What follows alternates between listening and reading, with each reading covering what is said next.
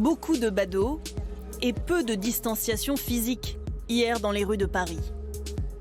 Depuis le début du déconfinement, les Français sortent de plus en plus. Allez, oui! Dimanche à Strasbourg, plus de 300 personnes se rassemblaient même à ce match de foot illégal.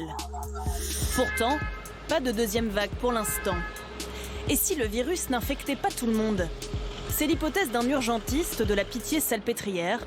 Dans son service, 80% du personnel est passé entre les gouttes. On a eu une interrogation sur le fait qu'une bonne partie du personnel soignant, du personnel qui était très exposé donc, n'a pas été touché. Il n'a pas été touché, même pas sur des formes asymptomatiques, puisqu'il n'y a pas d'anticorps, et on n'a pas réussi à trouver d'immunité sur une grande partie du personnel soignant de mon service, par exemple, pourtant très exposé. Donc, on essaye de comprendre pourquoi, et une hypothèse serait que le virus ne cible pas toute la population.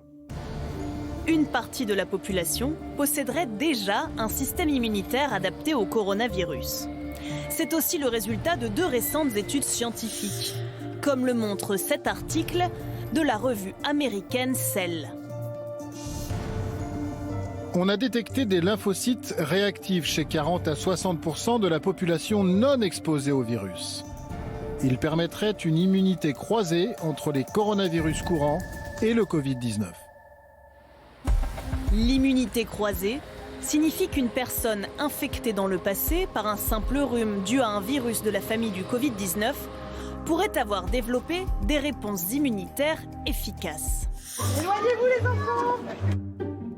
Parmi les chanceux, éventuellement dotés d'une immunité acquise, les enfants. Ils sont moins touchés et moins porteurs du virus. On sait que les enfants l'attrapent pas ou l'attrapent extrêmement peu, donc on se doute que les enfants ont une immunisation à ce coronavirus.